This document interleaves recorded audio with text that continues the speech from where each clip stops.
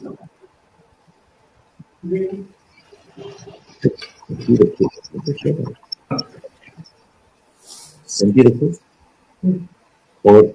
यहाँ 3 चश्मा पड़ा हुआ है, उसके अंदर golden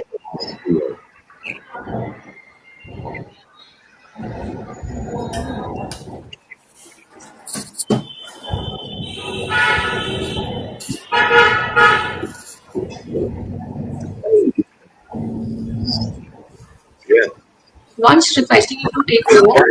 Why is there so much disturbance at the back? There are street noises, horns, and car horns. Something. Why is that?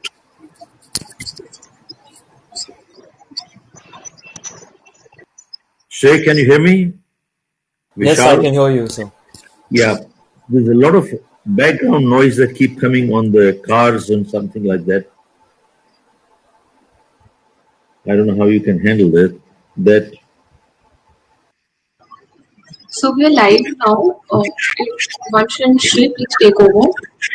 Okay, go ahead.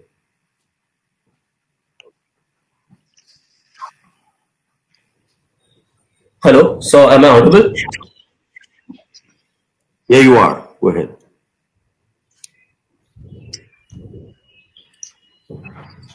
Hello.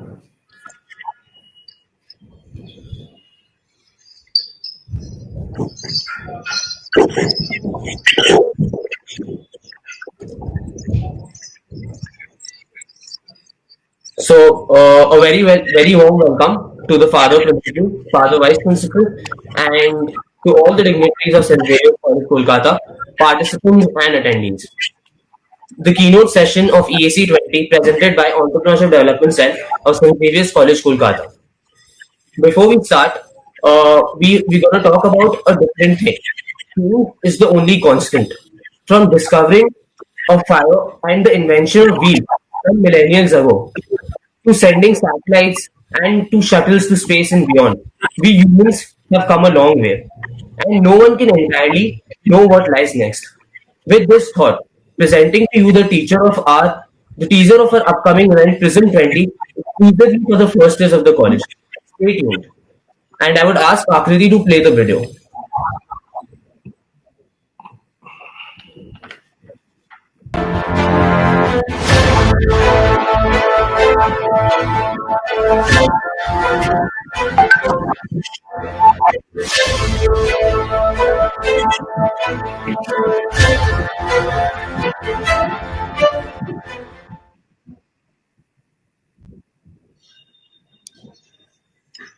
Thanks, Akriti. Winners don't do different things. They do things differently. This quote gives me a lot to think about. A new perception towards my daily tasks. Well, this is a trademark maxim of a speaker today. To know more about the speaker, I will hand it over to Trey Gupta, my fellow. He is a business consultant, an educator, an author, and a very renowned motivational speaker. He has been an inspiration to tens of thousands of young men and women all across the globe. Being born to a coal mine operating family, he has seen it all. His book, You Can Win, has been translated to 21 languages and has successfully sold more than 8 million copies around the globe. He has been a regular at multiple radio shows and television shows. With dynamic workshops in over 20 countries, he has helped millions of people realize their true potential. Mr. Khera has offered his 11 cardinal rules of business success complimentary for all participants who want to download them. The link will be appearing on your screens towards the end of the seminar. With this, it is my honor to present our keynote speaker for today, none other than Mr. Shiv Khera. All right, Shrey, thank you very much, all of you, and I wish you a great Saturday morning. Well, folks, to begin with, the title of the program is to turn setbacks into comebacks. I bring it up is because I've had 3 major setbacks in my life, and literally in a minor situation. What helped me come back is what I'm going to share today. Number 2, My academics are, I'm a BCom third division, I failed in my 10th. That's it. I'm not that educated. Number 3, as you heard Shrey mention, I come from a business family. We had coal mines in India. I didn't create them, I inherited them, by the way. I want to make sure that people realize. We had close to 1,000 people working and the government took over. And right from being a mine owner, we came on the street. Street means street. Some families had money, our family did not, because my father had died when I was just about in college, and we were left with the liabilities and the assets were gone. And I was married just 4 weeks then. And I remember a year later, my daughter was born, and I sold some of the last piece of my mother's jewelry to get released from the hospital. I did not have $10 to buy milk that night. Well, I tried my hands on 3 businesses with no money, and I failed in all. Finally, November 13, 1975, I left India, went to US, initially went to Toronto. We were sleeping on the floor, and I started life with a bucket in my hand, washing cars door to door. For a year and a half to 2 years, I was just washing cars. And by accident, I joined selling life insurance, where within a matter of 3 months, I was about to be fired. So my manager, for non-performance. And that is the time there were some turning points that happened, which is what I want to share and how life changed for me.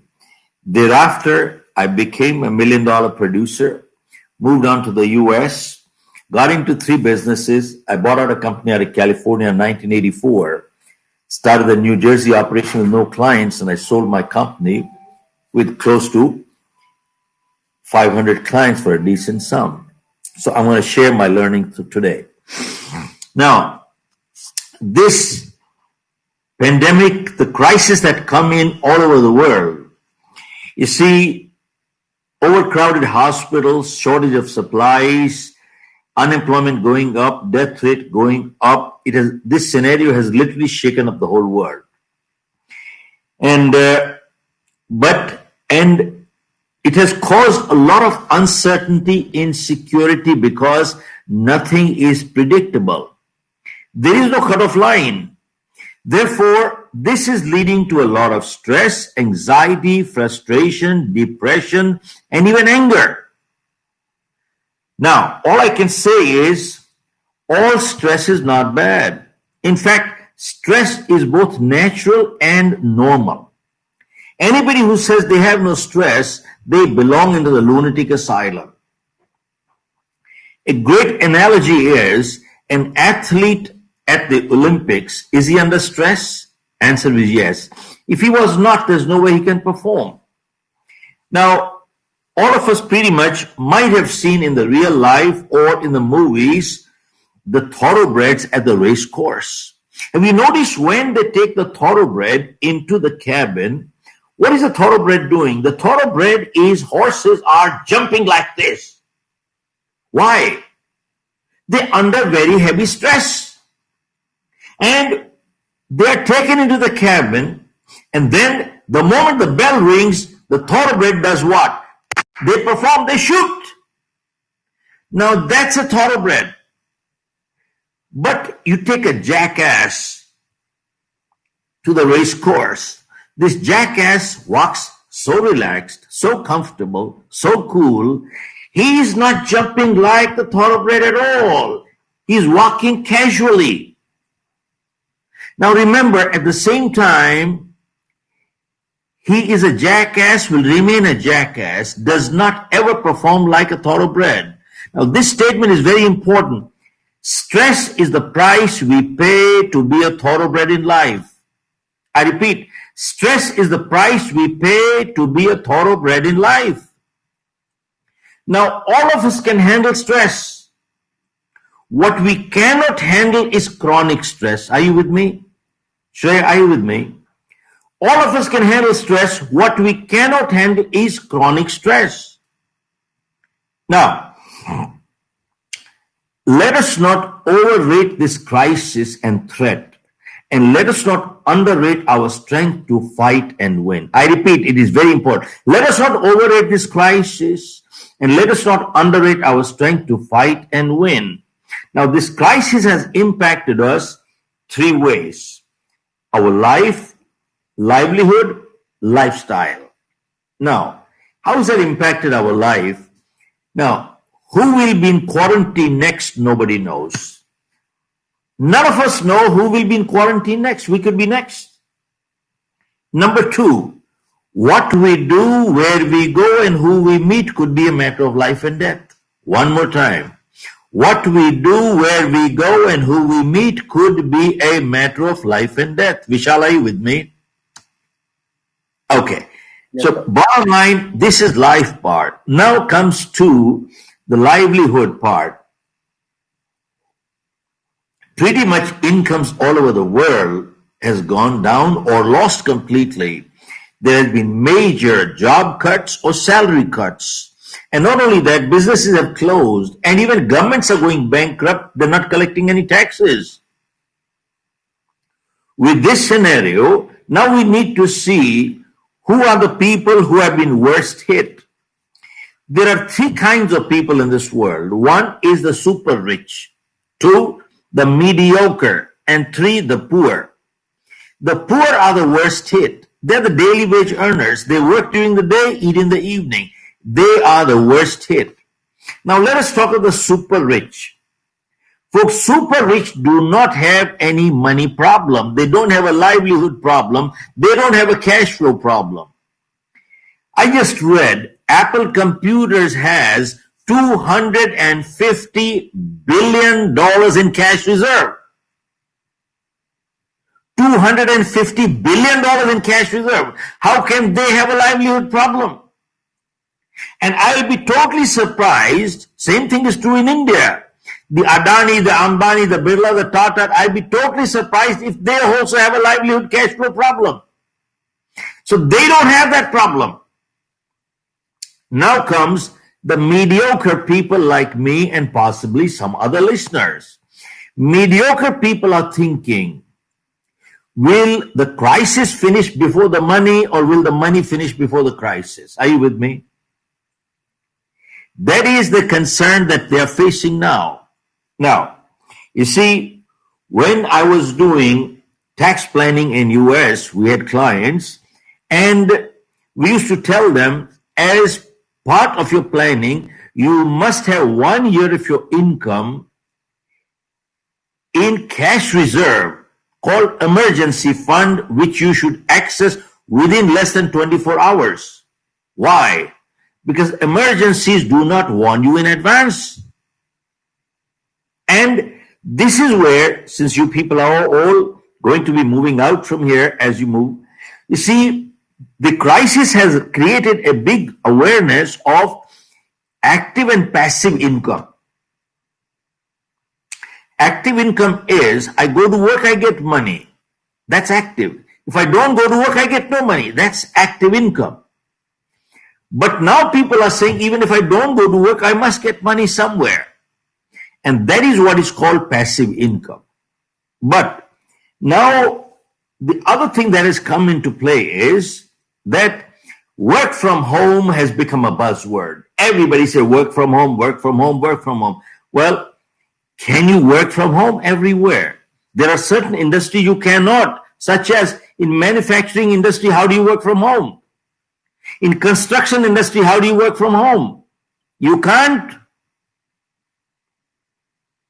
Now, I had a banker come up to me and said, Mr. Khera, we are working in a skeleton staff. We're working with only 30% staff.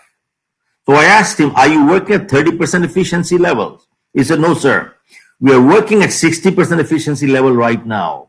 And we are shooting for reaching 80 and 90% efficiency level with 30% staff. I said, how's that? He said there were many people who were on manual banking, and especially senior citizens. They were scared of computers. They're not techies. And they said, we've gone to each one by one, gone to their places and taught them computer. We've taught them computer, how to use it. Get online banking, and we put them on a digital platform. And he says, we have achieved 70, 80, and 90% efficiency with 30% staff. I said, if you have reached 90% efficiency with 30% staff, does that mean that the 60% people are redundant now? Or when the crisis is over, you won't even need them? Now, he said that could be a real issue, But the next part is working from home. So I said, tell me, you are paying salaries. Of course, there has been salary cuts across the board. Many banks I know have cut 30% across the board or 40% across the board, and they're full-time back now. They've opened the offices, but salaries are less than 40. They're paying the 40% less. So I said, how is working from home working? Can you justify paying salaries while sitting at home? So he said, sir, the 80-20 rule applies. And the 80-20 rule says that 20% people are responsible who can work without supervision. But 80% people are not mature enough to be able to work without supervision. Even if you give them measurable targets, you still have to supervise. And sadly, people who are not mature, they think working from home is a paid vacation, which is not. So the outputs have gone down, except maybe some places like the IT industry. I was listening to Narayan Murthy. He said, how do you justify paying full packages unless you are able to measure outputs? Well, that's a real issue. But anyway, there is the livelihood component. But two more things are happening in the livelihood part. And that is that till now, the word was globalization, globalization, globalization. And all of a sudden, the word has become localization, localization, and localization. Why is that? Because till now, the production was 20,000 miles away from consumption. And all of a sudden, now the countries have realized that a producing country can blackmail you and put you out of business in less than 24 hours. And I just read the other day that America depends on China for 97% of the pharma products. Vishal, did you know that? USA depends on China for 97% of the pharma products. They can blackmail them and put them out of business in 5 minutes. India depends on China for 81% of antibiotics. India depends on China for 70% of the electronics. They can put you out of business in 5 minutes. Now people have realized we cannot let that happen anymore. You got to get consumption and production close to each other. Now, first thing was, why did production go 20,000 miles away to begin with? Primarily because of labor cost. But with artificial intelligence, robotics, you can set up 100 times bigger manufacturing facility with 1/10 of the labor. You can set up 100 times bigger. So that is going to be a real issue for people getting into the job market today. Okay, I will come to that. What is the silver lining here? I will come to the silver lining. That is the most important thing. Okay, this is the livelihood component, and people have also realized that bottom line is more important than top line. Everybody was saying, what is your turnover? Who cares your turnover? Bottom line is more important than top line. And then finally, let us get into the lifestyle part. Now, lifestyle has changed drastically now. Till the lockdown came in, all of us were in the fast lane. Everybody was running. Where we were going, we didn't know, but we were going, we had no time. Look at this. The amount of time-saving devices we have today, we've never had that many in history, and yet we don't have what? We don't have What? We don't have time. You know why? Because somewhere we messed up our priorities. And I'm not preaching here. I'm guilty myself. I messed up my priorities too. And whenever we mess up our priorities, we always forget to distinguish between what's urgent in life and what's important in life. Urgent may or may not be important, and important may or may not be urgent. But the interesting thing is, Shrey, that whenever we ignore what is important, it always converts into urgent. See, health is important, but it's not urgent. Exercising every day is important, but it's not urgent. See, if I have a crucial meeting tonight, I'm not able to exercise, it's not the end of the world. But if I ignore my health long enough, guess what happens? I'll end up in the hospital. See, interesting thing is, whenever we ignore what is important, it always converts into what? Urgent. Right. And not only that, in life, keep in mind, relationships are important, but they're not urgent. But if you ignore relationship long enough, guess what happens? You start talking through your lawyers. So what this crisis has done is literally made people step backwards and say, we were running all right.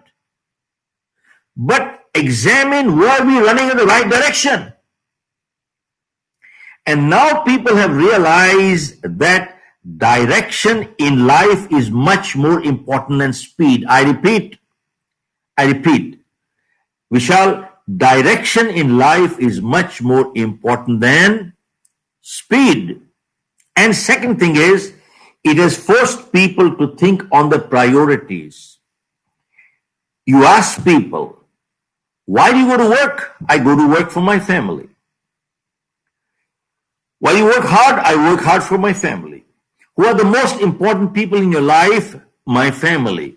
And who are the most neglected? Also my family. What a joke. The most important people many times also become the most neglected too. That is sad. So now people have realized, wait a minute, I need to set my priorities right. Vishal. And then, stay with me. And then also you kept hearing till now, cash is king. You heard that. But did we even understand the meaning of cash is king? Now people have realized that it is better to have money in the bank than having 50 shirts in your closet. It is better to have money in the bank than buying a car worth $250,000. This is the meaning of cash is king. Okay, now, through history, there are only two sources of references where we have faced a similar situation in the past 100 years. One was the Spanish flu, which came in about 1918. Now, I'm not going to talk about it. Probably you might have heard a lot from different people. But why am I sharing this with you? It came in two phases. In 1918, and it went away. And people thought the danger is over. And they dropped their guard. But 6 months later, the Spanish flu came back and killed, guess what? 50 million people were dead. 50 million people were dead. Why am I sharing this with you? Folks, just because the lockdown is over does not mean the danger is over. You see, in South Korea, Singapore, they're talking of second phases. Melbourne has closed again. And USA, 200,000 people are dead. And they said the second phase has not even come. And they're looking at October, November. And they're looking numbers going 500,000 people dead. Now, we need to be careful what we are talking. And number two, the second source of reference is the Great Depression of 1929. You see, banks failed, stock market crashed, dollar lost its value by 85%. $1 became 15 cents. And people lost their savings. And 15 million people were unemployed. Now, 15 million then is equivalent to 60 million today, because the population then was only 120 million, and today is 350 million there. And I just checked the figures. Close to 50 million people are unemployed right now in the US. 50 million. And the number, that's only US, only US. Now, here is the silver lining. Folks, hear this carefully.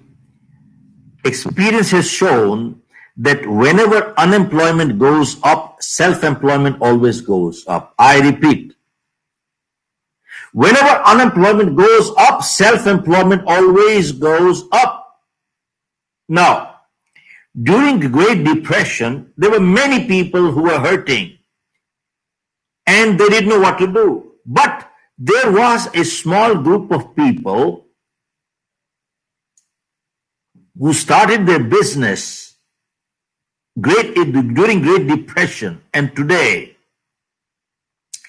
they are household words globally. Now, I'll only share with you 3 examples. They had no money. They were not educated.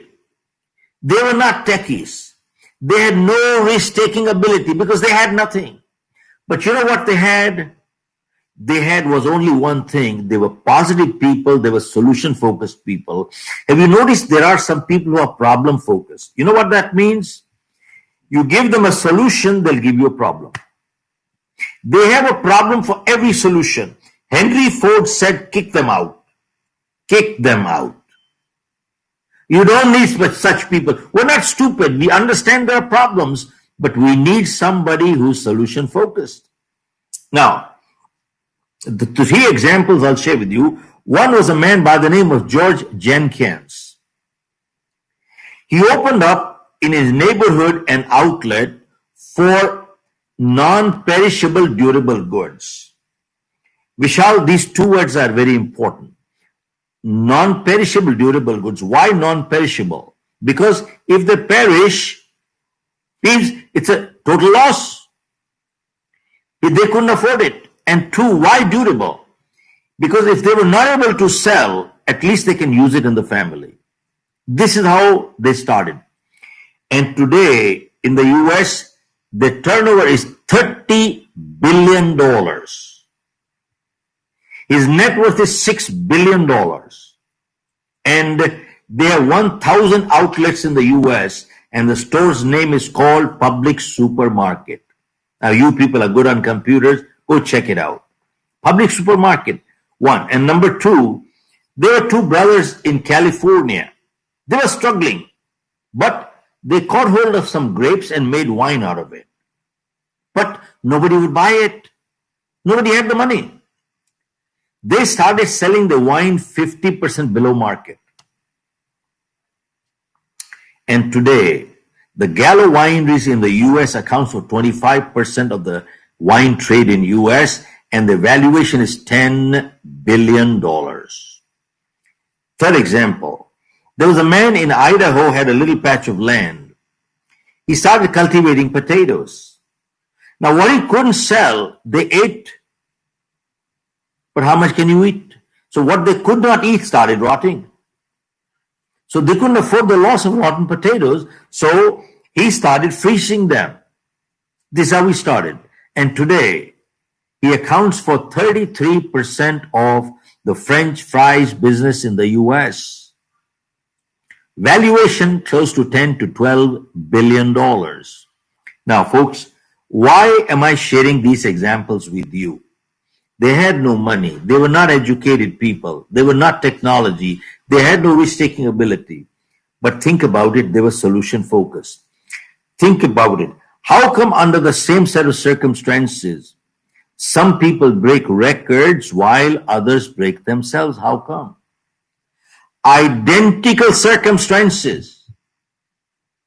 How come some people break records while others break themselves? How come? Think about it. So all I'm saying is, my message is that you and I start a business, we will all become billionaires. Absolutely not. we need to become solution focused. Are you with me? Vansh, are you with me? Okay, good. Okay, stay with me. All right. Now, this crisis has impacted us three ways. Physically, medically. I'm not a doctor. I'm not qualified to talk about it. And you got enough information otherwise, so I'm going to skip it. And two, economically. And three, psychologically. So I'm going to stay with the psychological aspect of it. Now, let us look at the solution. How do we cope with the crisis, and how do we prepare ourselves to succeed and win? That's what we are here to talk about. Yes, no. True? Okay. Now, I'm going to share with you, I have a whole program called 9 Steps to overcome the stress and crisis. But I'm going to share, if I can do it, all of them, I will do if I have the time. But if not, I will cover at least 6 as we go along, if not more. And if you want to take them down, please do so. I'm going to go slow. So step one. Step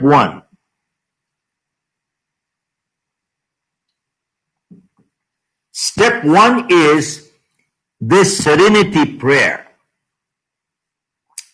Folks, about 45 years ago, I attended a program by Dr. Norman Vincent Peale, the man who wrote the book Power of Positive Thinking.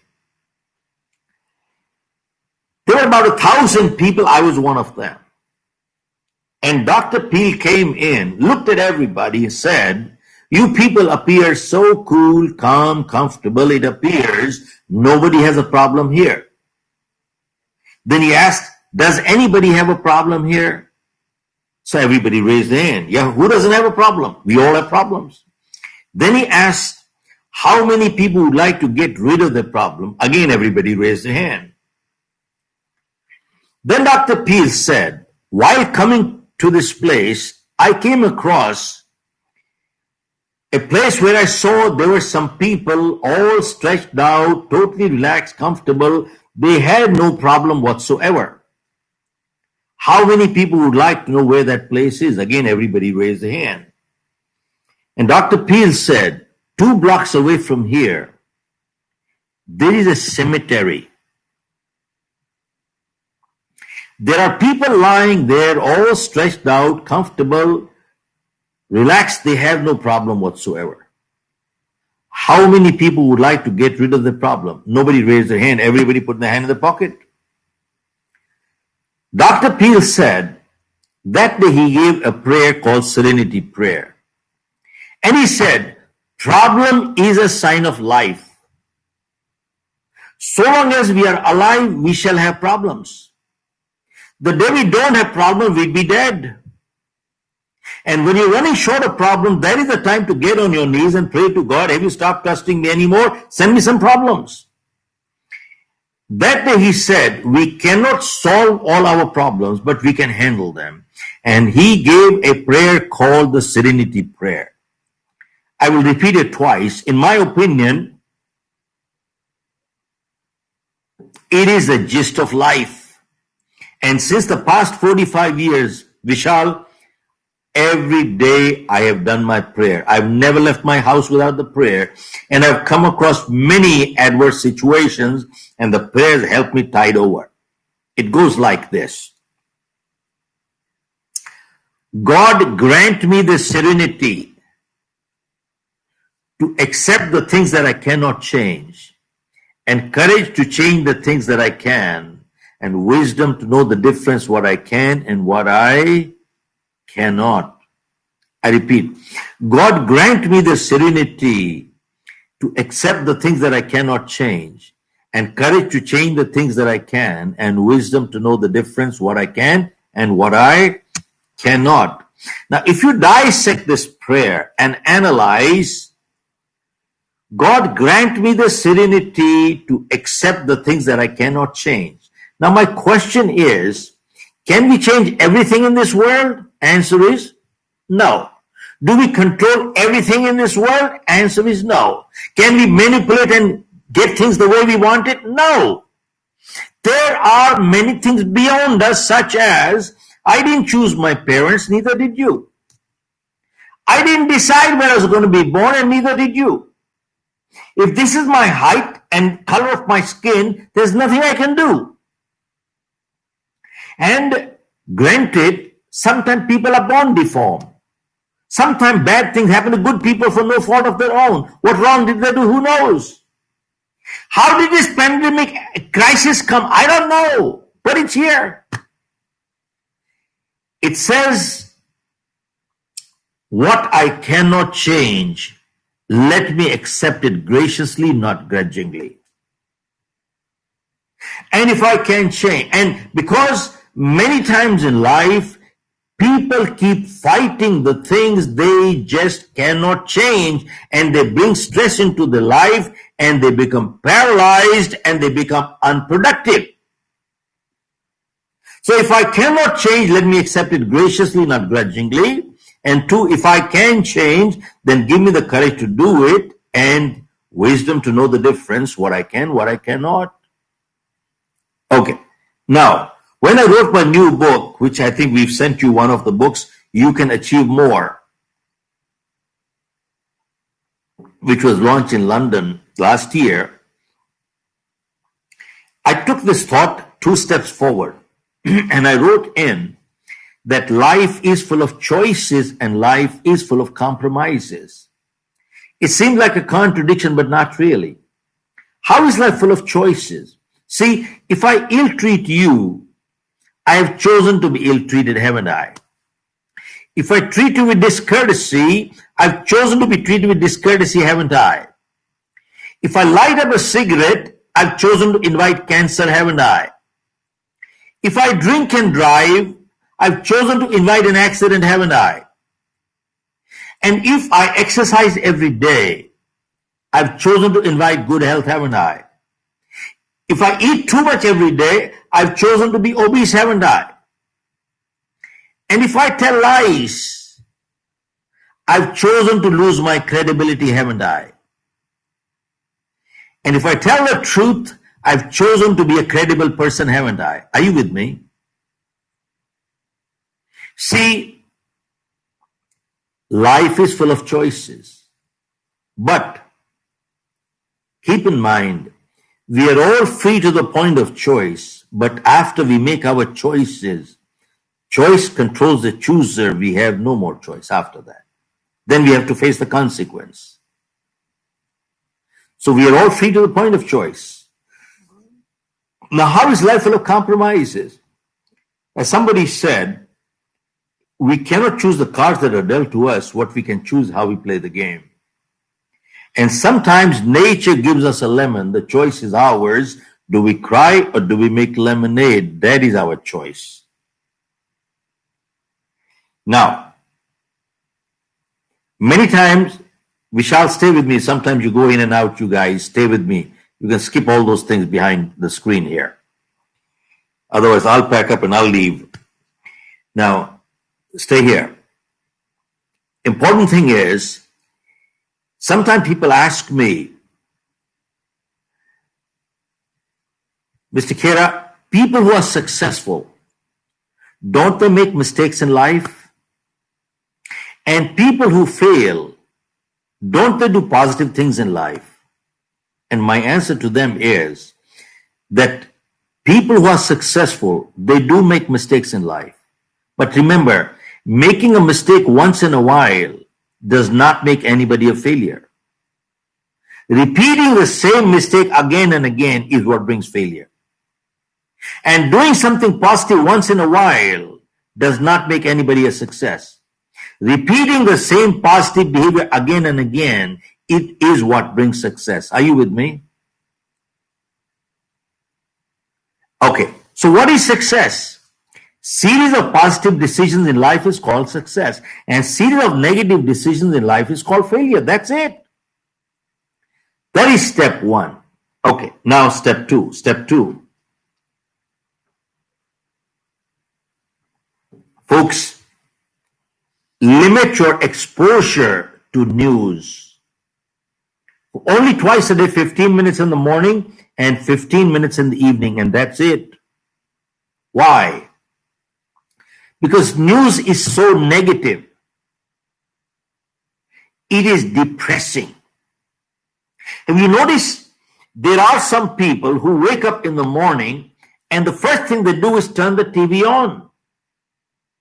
And all they're doing is looking at the news to check what? To check the score. As if there's a cricket match going on between India and Australia. What score are they checking? How many infected? How many died? How many infected? How many died? How many infected? How many died? They watch it for 1 hour. And then they change the channel to another one as if the score is going to change. And then they watch the third channel and the fourth channel. And from morning till night, 12 hours, 14 hours, they're only watching TV news. How many infected? How many dead? And at the end of the day, after 12 hours, the man says, I'm depressed. Well, of course you'll be depressed. That's what you've been watching. And when you are depressed, your immunity goes down. And chances of catching the viral are much greater.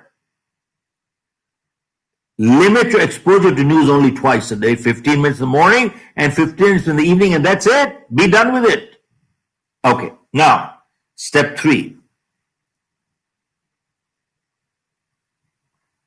Convert your wasted time to productive time. How do you do that?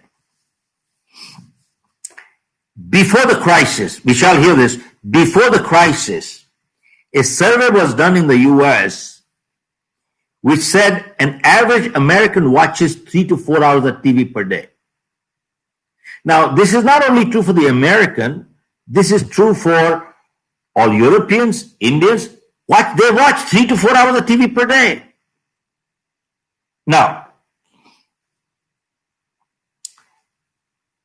a man asked, you watch 3 to 4 hours TV per day. Do you realize how much this TV has cost you? He said, I bought it for $1,000. He said, no, you don't understand. The cost of this TV, what this TV is costing you. He said, if you make $100,000 per year, have you ever calculated what is your hourly rate? If you work 2,000 hours per year, your hourly rate is $50 an hour. And if you watch 4 hours per day, multiply 365, this TV is costing you $75,000 per year. That is more than your EMI on $1 million home. Now, don't get me wrong. We all want to watch TV, a nice movie, a good play. It's relaxing. But watching 3 to 4 hours per day, what the hell are you doing? You are actually paying all those people acting on the TV. They're making money, man. They like you to watch all 24 hours. They want you to watch 24 hours. They make more money. And you go broke. And you go broke. Watch more TV, man, and go broke. Now, in my book, You Can Achieve More,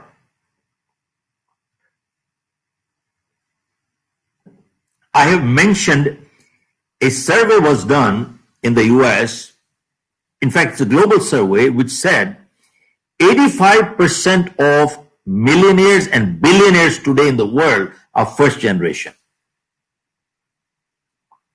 Only 15% coming from inheritance. So they were asked, how did you achieve so much financial success in such a short time? And the answer was, we read books. How many books? We read 50 books a year. 50 books a year. 50 books means 1 book a week.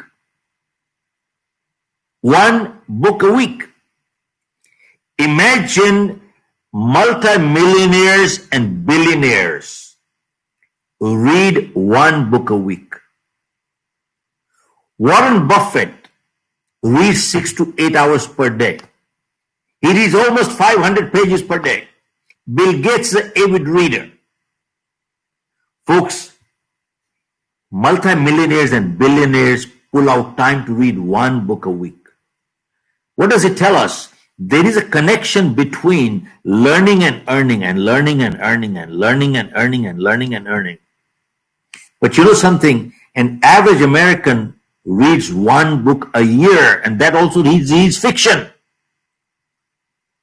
But the multimillionaires, they said, we do not read fiction. Why? Fiction will remain fiction. We read only self-help books, only self-help books. Why? One good idea is worth $1 million. One good idea is worth $1 million.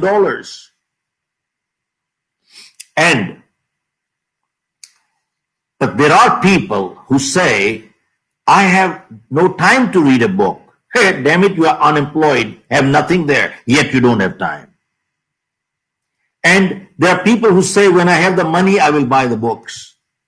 You know something? You can get any book for free in a library today. But they will never do it.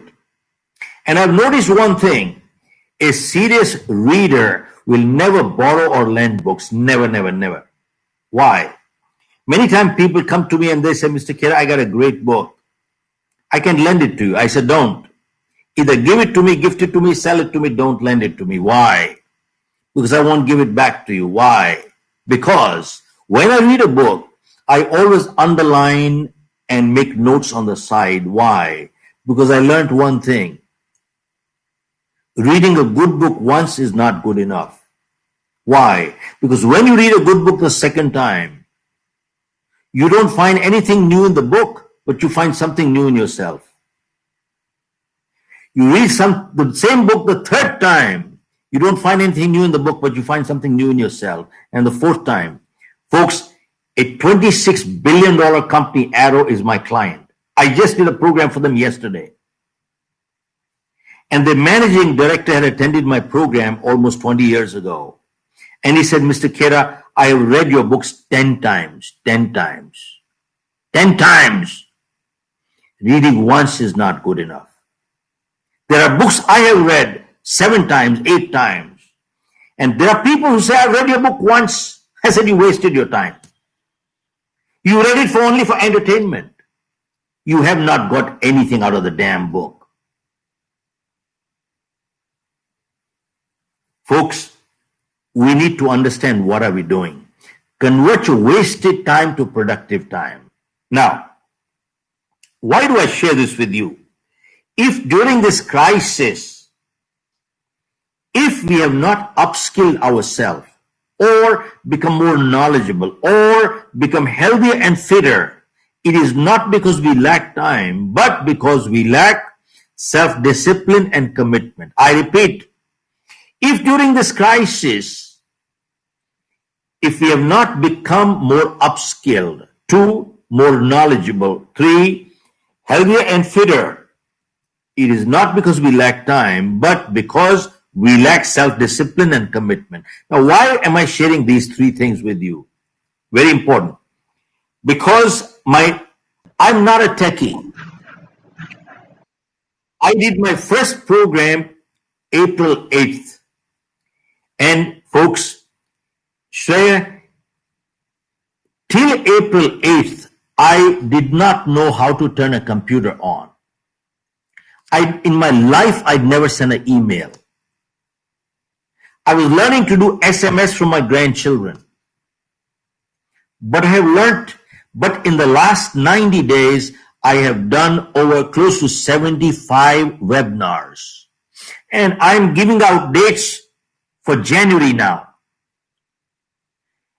I reached in excess of a few million people, which I could never have done. So what have I done? We're now creating a whole program online. It has opened up totally a new avenue for us. What an opportunity. And 2, there was a time I used to read 20, 30 books a year. But then in between I dropped it. But I went to my office, I started opening my books, and I saw many books were half read. I brought them, started reading them back again. One night I was reading till 6 o'clock in the morning. Couldn't get up till 2 o'clock, but who cares? I'm back into reading again. Remember, connection between learning and earning and learning and earning. And the third thing, I've lost 6 kilos of weight. I'm feeling stronger. Unbelievable. I never felt this strong even when I was 25 years old, man. So what is it? During this lockdown period, if you have not upskilled yourself or become more knowledgeable or become healthier and fitter, it is not because you lack time, but because we lack the self-discipline and commitment. Folks, I tell you one thing, it has opened up totally new doors for us. And I'm enjoying it. And if this crisis continues for another year, man, I'd love it. Not that I wanted to. Imagine my client Arrow yesterday. When everybody is hurting, they have created a new record in the last quarter, hit $2 billion in sales only in 90 days. New record they've created. There are people who are converting wasted time to productive time. Understand that. Okay. Next step. Folks, to overcome the crisis, you need to build strong relationships. Folks, I'll share with you from my book, You Can Win, a story. There were two childhood friends, Bill and Harry. They went to school together, college together, joined the army. War broke out and they were fighting in the same unit. Bullets were flying all over. Harry was in the trench. And from the darkness a voice came, Harry, I'm hurt. Please come and help me. So right away he knew this was his childhood friend, Bill. So he asked the captain, can I go? Captain said, no. Look at the way bullets are flying. You could be dead. I could be short-handed. You cannot go. So Harry kept quiet, sat down. But then the voice came again, Harry, I'm hurt. Please come and help me. Now, since he had been refused once, he didn't have the guts to ask a second time.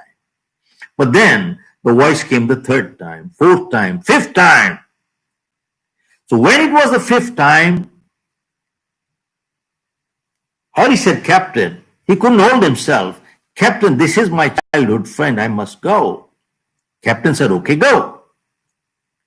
So Harry crawled through the darkness, reached Bill, grabbed him, dragged him back, threw him into the trench, and fell over him. And they found Bill dead. It was his dead body. Now, when Captain saw Bill dead, he got angry. He said, didn't I tell you, you could have been killed, I could have been short-handed, and he didn't make it anyway. And he said, Harry, you made a mistake. Harry said, no, Captain, I did not make a mistake. Because when I reached Bill and I grabbed him, he wasn't dead. His last words were, Harry, I knew you would come. He said, Captain, I did not make a mistake. Remember, this is how crucial good relationships are in life. And when there's a good one, it needs to be nurtured and cherished. Now, keep in mind, your biggest asset in life is not your bank balance. Your biggest asset in life is your relationship balance. Folks, people who have good relationships, what they can achieve with one phone call, you cannot achieve with $1 million. Are you with me? Are you with me? English language. Shrey, are you with me? Okay. See, people who have good relationships, what they can achieve with one phone call, you cannot achieve with $1 million. Now, when we talk of relationships, we talk of personal, professional, and social relationships. Look, if any one of us was in the hospital tonight, how many people will be around us? Maybe 1, 2, or 3, no more. And sadly, they're the ones we take them for granted. They're the most important people. And from this crisis, what has come is people who are emotionally strong, they're bonding stronger. The relationships are becoming stronger. And people who are emotionally weak, they're falling apart. WHO came up with a report that domestic violence has gone up by 50%. They're fighting at home. But there are many people, even in schools and colleges, there are many people who join associations like the Lions, the Rotaries, the Chamber of Commerces on purpose to do what? To network. I bet you heard the word networking. Yeah. So they are looking to network, and purpose of networking is to build contacts. To build contacts. Now, why do they want to build contacts? And the purpose is that someday he could be useful. अरे भाई बना के रखो, क्या पता कभी जरूरत पड़ जाए. He's a doctor, he's a lawyer, he's a cop, he's a mafia, he's a politician, he's a moneyed guy. You never know. He could be useful. Usefulness goes, friendship also goes. You know something? You can never build relationship with such people. Never, never, never, never, never. You know why? They're only looking to use you. They are selfish rascals. They are parasites. They're only takers. How can you build a relationship with them? They're parasites, selfish rascals. Usefulness goes, friendship also. There is a big difference between building a contact versus building a relationship. They're only building contacts, no relationship. Now, we have an office in Singapore, and one day I came from dinner and a man met me in the lobby and said, "You came from dinner?" I said, "Yes." And he said, "I hope you met some people today who could be useful to you." I felt like giving him a piece of my mind and something else too. Now, this guy can only think of one thing. I hope you met some people who could be useful to you. He can only look to extract something out of people who could be useful. He doesn't understand one thing. Meeting good people is good enough. He's only looking to get something out of you. Can you ever build relationship with people like that? Never. Folks, keep one thing in mind. Helping each other is a duty of a friend. I repeat, helping each other is a duty of a friend. It is a duty. Helping each other is never the purpose of friendship. Because if it is the purpose of friendship, then purpose finishes, friendship finishes too. Helping each other is a duty of a friend, but remember, it is always incidental to friendship, never the purpose of friendship. Because if it is a purpose, then purpose finishes and friendship finishes. There is no relationship in life. Now, you know, folks, Vishal, all I'm sharing with you these things today, there is no school and college in the world who is teaching all this stuff, by the way. There is no MBA school who's teaching all the stuff that I'm talking about with you today. And see, we've been doing leadership program for Lufthansa, Johnson & Johnson, all over Fortune 50 companies in the world. And now when we do corporate training, we tell people that what we are doing in your corporate today is repair work. We are repairing here. But if you prepare them, you won't have to repair them. Where do you prepare them? You prepare them in schools and colleges. And sadly, our schools and colleges have failed our students today. They're not preparing them. In fact, 90% are not even employable. You wouldn't even want to interview people like that. And the dean of James Cook University from Australia went through my program. And they have partnered with us. And their dean said, "Mr. Khera, we want your program in our university in Singapore, in the campus, and then maybe Australia later." So we have created a new program for them called Prepare, Don't Repair. Prepare them, don't repair them. Where you create leaders who can manage, not managers who cannot lead. So they have partnered with us, and I'll be happy to send you the press release that they have created for us. And sadly, I wish our schools and colleges taught these things. And after that, a university in UK is looking to tie up with us, and another one in Canada. But that's about it. Build strong relationships.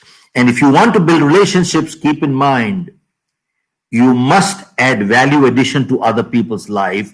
Be prepared to give. And if you are not prepared to give, you will never in life build a good relationship. You can't just be a taker. Remember, helping each other is a duty of a friend, never the purpose of friendship. Okay, next step. Become a proactive person. I repeat, become a proactive person, not a reactive person. See, when we do our 3-4 day leadership program for corporates, we ask people, are you a good person? And sometimes they say, yes, I'm good. And you ask them, what makes you good? Then they will say, well, I don't do bad, so I'm good. I don't tell lies, I don't cheat, I don't steal, so I'm good. And my answer is, sir, I disagree with your answer.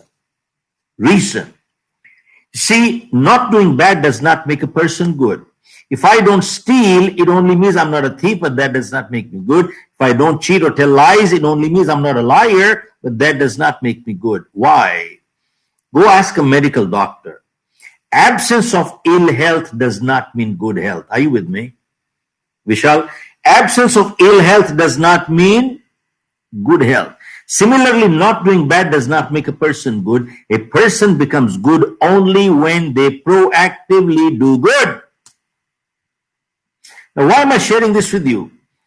I have been doing leadership programs for the past 35 years with the Fortune 50 companies. And I've learned one thing in my life: a good leader is never neutral. A good leader always takes a stand for something, and he takes a stand against something. They're not neutral. And if you're neutral, you are a politician. All my life, I have not been a neutral person. Now, why am I sharing this with you? Very important reason. You keep hearing the word compassion. Compassion is a good word. But I have no compassion for the enemies of humanity. Now, who do I call the enemies of humanity? I've seen videos from New York, from Europe, from India, where whether people infected or not, they are ill-treating, beating up the healthcare people. They're beating up the nurses, doctors. They're spitting at them. Or they're spitting it even at the cops. They're spitting on vegetables, fruits, and they're spitting on home delivery pizzas. Knowing fully well, if I spit, he could be dead. Don't you call them enemies of humanity? What else do you call them? They're sadistic people. I have no compassion for them. Now, why do I share this with you? Very important reason. I did a program for about 5,000-6,000 people. And a man came to me after to the dais, and he asked me a question in front of everybody. And he said, Mr. Khera, tell me, are you a Gandhian? Are you a Gandhian?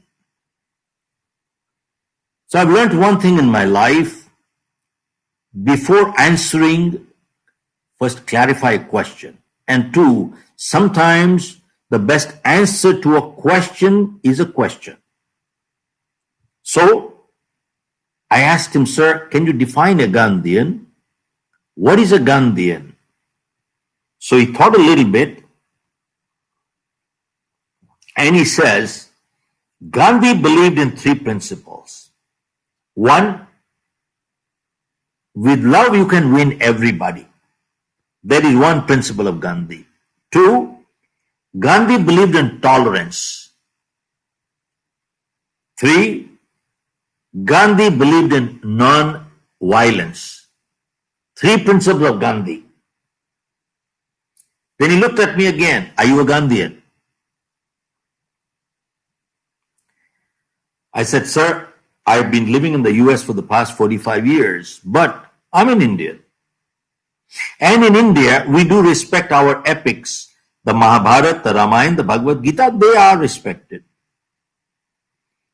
So I don't know what came to my mind. I asked him, sir, can you tell me, was Ram a Gandhian? Was Ram a Gandhian? And let us look at now your 3 principles of Gandhi. With love, you can win everybody. Tell me, was Ram able to win with love? Answer is no. So Ram failed the first test. 2, you said tolerance. Did Ram say, I'm very tolerant? You kidnap my wife away, I'll get a second one. You kidnap a second one, I'll get a third one. You kidnap a third one, I'll get a fourth one. Did he say that? He said, no, I do not tolerate kidnappers. 3, you said non-violence. I said, tell me, what did Ram do? He pulled out his weapon and killed that rascal. He killed the evil. So even for self-defense, that was violence. So I said, well, then Ram failed all 3 tests. That means Ram was not a Gandhian. I said, why go that far? Go look at our life history of 10 Sikh gurus. The 10th Sikh guru, look at this. When the Mughals were forcibly converting into Islam, was Guru Gobind, 10th Guru, was he able to win with love? Answer is no. Did he say, I'm going to tolerate that? He said, no, I will not tolerate terrorism. See, did he have to pull out the weapon? He did. So I said he was not a Gandhian either. I said we need to understand one thing very clearly. When the enemies are auctioning the respect and dignity of your women and children, not fighting is called cowardice, that is not called tolerance. And I said, Ram did not say I'm neutral. He took a stand for something and a stand against something. He didn't say I'm neutral. And you quote your scriptures. I said, show me one scripture which says that when the enemies are auctioning the respect and dignity of your women and children, where does it say that at that time you go to the temple and do bhajan kirtan at that time? Where does it say that you do meditation at that time?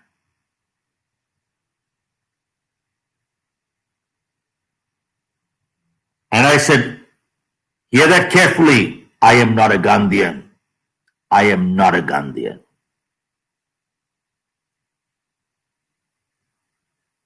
Folks, why am I sharing this with you? There are a lot of youth hearing this message today. And that is called the future leaders. We need to understand. We need to take a stand for something. We need to take a stand against something. Can't stay neutral permanently. And if you want to stay neutral, go become a politician and ruin the country. Go do it. Okay. In the interest of time, Vishal, I'm going to cut short a little bit. I'm going to cover 2 more things and skip the balance. But 2 more things, very crucial. To overcome this crisis and prepare for success. Folks, remember one thing. Faith gives strength. But blind faith leading to superstition weakens people. I repeat. Faith gives strength. But blind faith leading to superstition weakens people. Why am I sharing this with you? Because one of the biggest damage done to our country has been done by our media, print media or electronic media. Anytime you open up the media, the TV, what do you see? there is a Babaji, Guruji, Maharaj, some Babaji sitting there in भगवा पहन के बैठे हैं, सफेद पहन के बैठे हैं, 3 तिलक इधर 3 तिलक इधर, एंड बोलते हैं बेटा कहां से बोल रहे हो और नाम बोलो, जन्म तिथि बोलो, जन्म टाइम बोलो, गुरुजी मालूम नहीं। कहता कोई डोंट वरी, मैं निकाल लूंगा। He does tick tick tick tick tick tick tick tick tick tick and then he says तुमके ऊपर पत्नी दोष चढ़ा हुआ है, पिता दोष चढ़ा हुआ है, पिता दोष चढ़ा हुआ है, पुत्र दोष चढ़ा हुआ है, पत्नी दोष चढ़ा हुआ है, मंगलिक हो गए, मंगलिक हो गए, मंगलिक हो गए, अरे तुम्हारे पे शनि चढ़ गया, शनि चढ़ गया, शनि चढ़ गया। एंड देन शनि उतारने का उपाय, बोले उतारने का उपाय ये है, एक काला रुमाल लो, उसमें काली दाल डालो, फिर उसके अंदर काला काजल लगाओ, फिर काले बाल वाला खोजो, 7 बारी खोपड़ी पे घुमाओ, काला कुत्ता खोजो, काला बर्तन खोजो। अरे पागल बना के गधा बना दिया ऐसा। मैं आपसे यह पूछना चाहता हूं कि शनि को उतारना चढ़ाना इतना आसान है, तो शनि को भेजो पाकिस्तान, सारे टेररिस्ट को मरवा दो यार।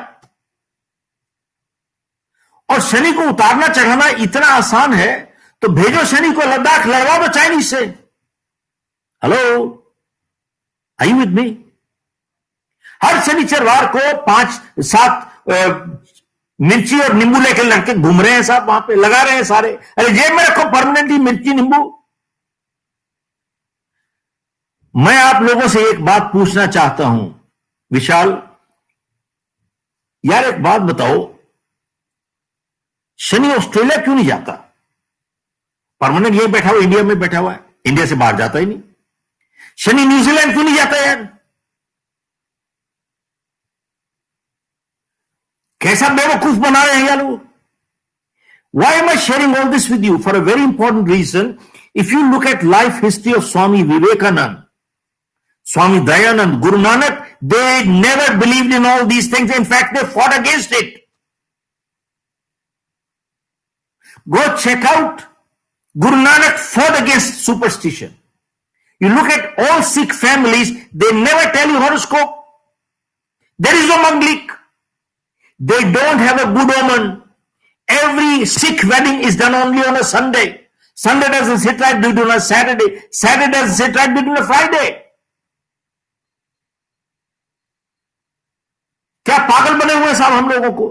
यहां पे जा रहे हैं, बाबा जी पहना हुआ है, कपड़े पहने हुए हैं बाबा जी, और उसके पांव पकड़ रहे हो। अरे उसको जेल में होना चाहिए। Don't you have any self respect? उसके पांव पकड़ रहे हो तुम? That criminal. बाबा जी क्या करें, बाबा जी क्या करें? एक बाबा कहता है बेटा प्रीत करो, प्रीत करो, प्रीत करो। एक बाबा प्रीत बेच रहा है, एक बाबा हनी बेच रहा है, एक बाबा हनी प्रीत मिक्स करके बेच रहा है, कहता है हनी प्रीत कर लो। How stupid! And they go by the thousands and they touch their feet. कोई सेल्फ रिस्पेक्ट नहीं है साहब। Why am I sharing this with you? Very important reason. There was an article that came out in India today about a year and a half ago, which said because of superstition and astrology, natural childbirth in India in some places had gone down by 80%. And especially they quoted South India, Bangalore, Hyderabad, Madras. You can Google it, you guys are good on technology. 80% of childbirth in South India and these cities is done through C-section operation. You know why? Some astrologers said this is good omen, pull the child out at this time. What are we doing? Why am I sharing all this with you? Superstition. बिल्ली रास्ता काट गई, अरे बैठो बैठ के घर में बैठ जाओ, do nothing. पढ़े लिखे PhD, MBA यही कुछ कर रहे हैं। Now, why am I sharing this with you? You see, everybody in life, we go through ups and downs. Show me one person in the world who does not go through ups and downs. We all go through ups and downs. But you know something? A person who's going to get somewhere in life, when there is a down situation, they analyze and learn from it. Because they ask, If a similar situation came again, will I behave the same way? If they will behave the same way, means they have not learned anything. They learn from it, accept responsibility, and they don't repeat the same mistake again and again. But people who are not willing to learn, you know what they say? Not my fault. My stars are not favoring me. And they never learn from it anyway. And they keep repeating the same mistake again and again. And they say, I'm unlucky. Now, why am I sharing all this with you? For a very important reason.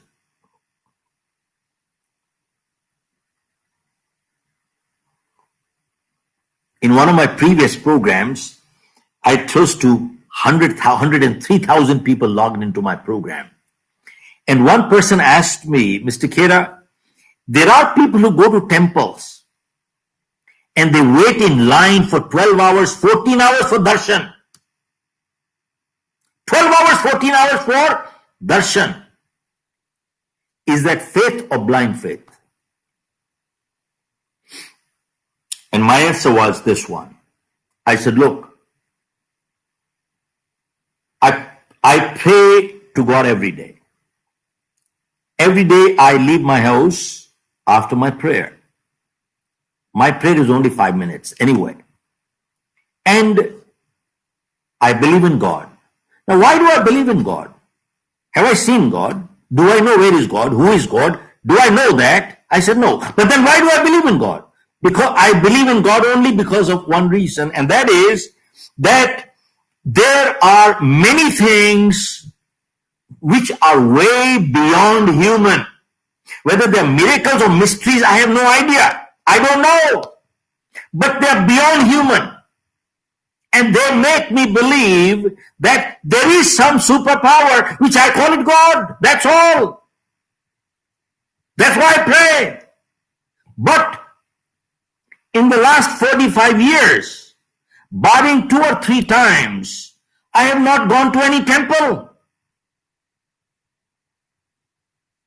And I feel very strongly that 90% of temple goers go there more out of fear than out of faith. अरे ये नहीं करोगे ये हो जाएगा, ये नहीं करोगे ये हो जाएगा, ये नहीं करोगे ये हो जाएगा. अरे मरवा दिया इन्हें बेवकूफों ने. डरा डरा के पैसे निचोड़ रहे हैं. एक बाबा के पास कुछ 1000 लोग गए, वहां पर पूछता है, अरे कल जलेबी खाई थी नहीं खाई थी, यही प्रॉब्लम. अरे what are you doing? And they touch their feet. This is so crucial. We need to understand what we are talking here. And sadly, educated people going through colleges, they're doing all these things. And it weakens people. Okay, now last item, and then I'm going to close the program. This is time to give back. This is time to give back. Now, folks, I've seen videos from all over the world. There are many, many, many good people who have come forward giving money, giving time, giving food to the underprivileged. We're grateful to God. We're living in a home and we have a decent income and living. But many don't have it. So many good people have contributed to help the underprivileged. But there is one community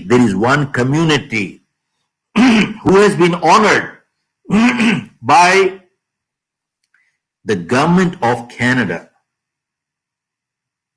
They have been honored by the government of United States, UK, Australia, New Zealand government has honored them. They've been honored all over the world by governments all over the world for the humanitarian services.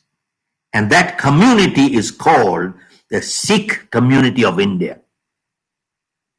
They've been honored everywhere. You know why? Because even before the crisis, the Guru Granth Sahib and the Sikh philosophy, the concept of langar, they were feeding people by the millions every day. Every day. Even before the crisis. You know why? Because the Sikh philosophy is based on three things. They're caring people. 2, they're sharing people. 3, they're daring people. I repeat, they're caring people, they care. 2, they're sharing people, they share. And 3, they're daring people, they have the guts to take you on. They're daring people, they dare. Look at that Sikh boy at Ladakh, killed 12 before he went. Why do I bring the Sikh philosophy? I'm asking all of you people, once Shrey and Vishal and Shreya, tell me, have you ever seen a Sikh beggar in this world? Show me one Sikh beggar in this world. They never beg. You know why? Because the Sikh philosophy is based on 3 principles. Nam Jap, one Chak, Kirat Kar. Nam Jap means God. 2, one Chak means share, concept of langar. Kirat Kar means do not take money like this without work. Now this is not ego. They will never be a beggar, a Sikh. They don't mind cleaning the toilet. They don't mind washing your shoes. They will clean your shoes, but they will not beg. This is not ego. This is not arrogance. This is humility. Nothing is below dignity. And not only that, you will find the Sikhs, they have no caste. Every Sikh man is a Singh. Every Sikh woman is a Kaur. There is no last name. I wish, and I'm talking to all you people at the St. Xavier's here, I wish this country had adopted the Guru Granth Sahib and the Sikh philosophy to run this country instead of our own constitution. This country would have been totally a different country today. It is time to give back. Folks, I want to close this program now. See, when we do our 3 or 4 day leadership programs, we talk of financial independence because each one of us want to become financially independent, don't we? Yes, no? Yes, no? Yeah, Shreya, yes, no? Okay, do this. Okay, good. So we do talk of financial independence. So many times people come to me and they say, Mr. Khera, you talk of money, but money is not important. So my answer to them is, and I've written in my book, You Can Achieve More. That's my new book, You Can Achieve More. I've written in there. Do you know people who say money is not important? They're either stupid or they're billionaires. Folks, then many times people come to me and they say, well, money cannot get you happiness. So my question is, can poverty get you happiness? And if I have to be unhappy, I would rather be unhappy with money than without money. And then they also say to me, but Mr. Khera, money is the root of all evils. I said, no, you don't understand anything. Money is only a medium of exchange. Money is a reward you gave me for providing you goods and services. The more goods and services I provide you, the more you reward me with money. What's wrong with that? I said, money is not the root of all evils. It is the love of money which is the root of all evils. Loving money, using people, you got it wrong. Money is wonderful. Money is food for the hungry. Money is shelter for the homeless. Money is medicine for the sick. Money is wonderful. It is the love of money which is the root of all evils. Now, I didn't say money is the most important thing, but money is very important. But sadly, we must distinguish between making money versus earning money. Making money is criminal. earning money is spiritual. I repeat, making money is criminal, earning money is spiritual. Why? When you earn money, you put your energy and ethics behind it. I repeat, in earning, you have your energy and ethics behind it. And sadly today, most people want to make money, very few want to earn money. And I say money is very important. I didn't say it's the most important thing, but sadly, in the pursuit of money, many people lose the things money just cannot buy. They lose out the things money just cannot buy, and the most precious things in life, money just cannot buy. Money can buy you amusement, but not happiness. Money can buy you books, but not wisdom. Money can buy you a bed, but not sleep. Money can buy you a companion, but not a friend. Money can buy you comfort, but not happiness. Money can buy you food, but not appetite. Money can buy you a house, but not a home. Money can buy you medicine, but not good health. Money can buy you a ring, but not a marriage. Remember, the most precious things in life, money just cannot buy. But remember, money is important. And lastly, I want to leave all of you with one message. I've learned one thing. Why do I say money is important? Because I've learned one thing, that money in good hands always does good, and money in evil hands always does evil. And my answer is that it is the moral obligation of every good human being to become a multi-millionaire. Why? Money in good hands does good, money in evil hands always does evil.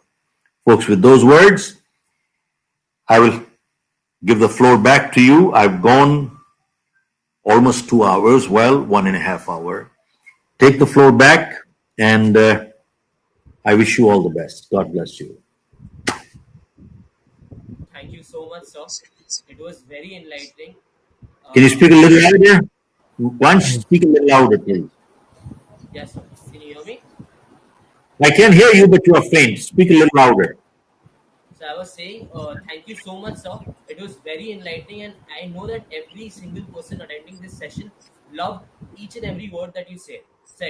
So, with that, I wanted to ask the few questions. So there were few questions in the chat box. One of those Three few questions. questions, yes, sir. So we'll take the top three questions. One of that was you were talking about cash is king. So there was this one question in the chat box which said, don't you think saving decreases the chances of recovery of economy after this difficult times? So like if people save, the propensity to spend more will go down, and the economy boost will not happen in the same rate that it should happen. So there was this one question when you were speaking about cash is king. Well, you see, when I said cash is king, it means it is your buffer. It is your buffer. And just blowing and spending on things, you need to distinguish between things that you need versus things that you want. You need to buy things you do need. You can't do without it. But tomorrow, if you have things that you don't need but you want them, and you stock your home, and when you're running short of cash, are you going to sell your things at that time? Where are you going to go? So keep in mind that liquidity is important to a point. Liquidity is important. So that is the message. Go ahead.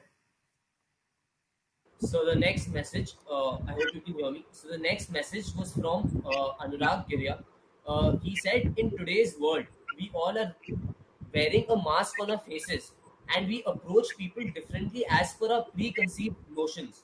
So how do we expect someone else to act appropriately if we ourselves are not abiding by this fact?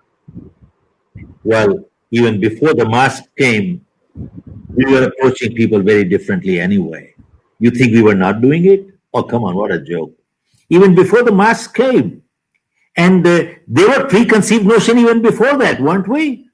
In fact, All of us, the moment I've seen your four faces on the window here, and the moment you saw me on the screen, do you know, each one of us, we already had an impression in mind what kind of person we're talking to here. We already form an impression. That is called a preconceived notion. Do you know, in the first 8 to 10 seconds of looking at a person, people start forming about each other. Have you ever gone to an interview? You notice that people start forming opinions about each other within first 10 seconds of looking at each other. The way we appear. That is why it is so well said, you never have a second chance in life to create a first impression. Are you with me? You never have a second chance in life to create a first impression. People start forming opinions about each other the moment you look at each other within 10 seconds.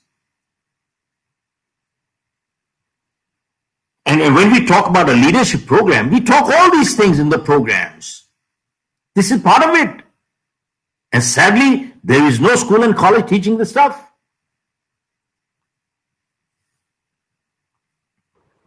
Okay, lastly, take the one, last one. So the last question, sir. Actually, two or three people had the same kind of question. So so in the initial bit, one said that the unemployment rates in America is also very high, but it's still a superpower. And when compared to the Indian context, the the unemployment rate staying very high, but there's a huge difference. So Anand Khera further asked this question that when the COVID state will go down, the unemployed people in India will they take the Gandhian stance and give into the superstitious beliefs and let the fear be monetized by these behaviors, and they are gonna get up and fight against that and try to become a superpower like America. Look, forget looking to be a superpower. Most important thing is make sure that you don't disintegrate. That's important. Consolidate yourself here. And you talk of unemployment rates. Let me address that part once on the unemployment part. It's not only during the crisis. Unemployment was pretty high in India even before the crisis. I mean, 6 months ago, last year, our growth rate has gone to 3%, 4%, and now it is minus 25%, whatever that happens to be. So, but even before this crisis, are you aware that NASDAQ came up with a report that 90% of graduates are coming out, they're not employable, you can't hire them. And Narayan Murthy said, I go beyond 90%. The balance 10% also question mark, by the way, and I agree with him. Now, let me share with you, when you talked of unemployment, invariably, college students, and they ask me, Mr. Khera, there is so much of unemployment and competition. Competition. All right, this is the last thing I'm sharing with you, and hear that very carefully. I was doing a program for about a couple of hundred people. It's a very mixed group. There were doctors, engineers, attorneys, accountants, carpenters, plumbers, electricians. Now that's a mixed group. So I asked them, I said, tell me. One thing was, I said, never in the history of mankind has it been so easy to succeed in life the way it is today. Regardless of your profession, we have no competition. I repeat, never in history has it been so easy to succeed in life the way it is today. Regardless of your profession, we have no competition. After I said that twice, one person from the group got up and he said, how come we have no competition? So I asked them this one question, and I'm asking all of you people the same one question. Folks, tell me, how many people do you know right now walking off the street who are willing to do a little bit more than what they get paid for? How many? I repeat, how many people do you know who are willing to do more than what they get paid for? Answer is hardly any. Most people don't even want to do what they get paid for. And there's a second big category of people who only want to do what they can get by with. There's a very small fraction of people who are willing to do a little bit more than what they get paid for. And I ask them, if you fall into that small fraction, I don't care what your profession is, tell me where's your competition. Today, you can't even find a good accountant. You can't even find a good attorney. You can't even find a good carpenter or a plumber. Question is, are you willing to do a little bit more than what you get paid for? Folks, go check out the life history of organizations and people who have succeeded in life, then sustained success, and then built goodwill. They all have lived by one principle. I shall always give more than what I get to my family. I shall always give more than what I get to my organization, to my customer, and to my society. And tell me, if you live by this one principle, where's your competition? You become the competition, you have no competition. Now, I want to share this with humility. I'm grateful to God. Look, why do our clients hire us? Not because we are the smartest people. There are many, many more qualified people than us. But our clients hire us for only one reason. That our commitment to them is never 100%. It is always 200%. Tell me where's the competition? And I'm grateful to God and I'm talking out of gratitude. Today, for every one client we take, we refuse 3. And in the last 30 years, we have not made one outbound call for corporate business, not one. There are not too many companies who can say that we did not make any call to get business. And I'm grateful to God. Why? We have lived by this one philosophy. Give more than what you get. Nobody's teaching all this in schools and colleges, sadly. That's about it. Okay, my friends, I'll take your leave. I think I will need to rush for my other meetings. So that brings us to the end of an enlightening session by Mr. Khera. It was very kind of Mr. Khera that he shared the link of his book 11 Cardinal Rules for Business Success. So the link will be coming up on the chat box. Whoever wants to download the link can please go and see the link. So we're truly grateful to extend a vote of thanks to the Father. Your And you blessings. have 3 books also. You have got 3 books as gifts. Did you receive that? Yes, so that they've been sent to the participants. Okay, but can you announce who are the ones who won it and which book is giving to who? Can you just tell them? So Announce it? that will be announced after this. It will be announced in the So closing actually, session. the participants' pitching session is left, sir. In that pitching session, the top 3 participants who are being announced, those 3 participants Great. will be given the 3 books that has been awarded by you, sir. And you tell when to. They're perfectly fine. That's okay. All right. May I take your leave then? It's just so I'll just give the vote of thanks. I'll just ask Mr. Shrey Gupta to give the vote of thanks, and after that we can end the session. Without the constant help and guidance of Mr. Ranoj Mukherjee, Mr. Anup Kumar Mitra, and Mr. Romit Beed, this event wouldn't have been possible. I would also like to thank Father Principal for his blessings and for his constant support. I would like to thank Father Conrad Norona of Janana Deep Vidyapath, Father Edward Sudhakar of Loyola College, Father A. Xavier of Mahir Raj of Loyola College, Father Manoj D'Souza of St. Joseph Institute of Management, Father Ramapal of Loyola College, Father S. Stephen Iruda of St. Davis College, Father Daniel A. of Loyola College, Father Isaac Francis of Loyola College, Father Ritti Francis of St. Joseph College of Commerce, Father Roy Samuel Dharna of Loyola College, Father Anthony Swami of Loyola College, Father Jiju Varghese of St. Davis College. Thank you, everyone. Thank you for being here. We were delighted to have you. Shrey, can I say something? Yes, sir. Uh, Rajgiri Business School in Cochin, we've been doing this leadership program for the past 5 years. Every year we go there and do it for them. We've been doing it for them. All right. Thanks a lot. Thank you Grateful. so much, sir. Thank you, sir. Thank you, sir. Okay. How do I get out now?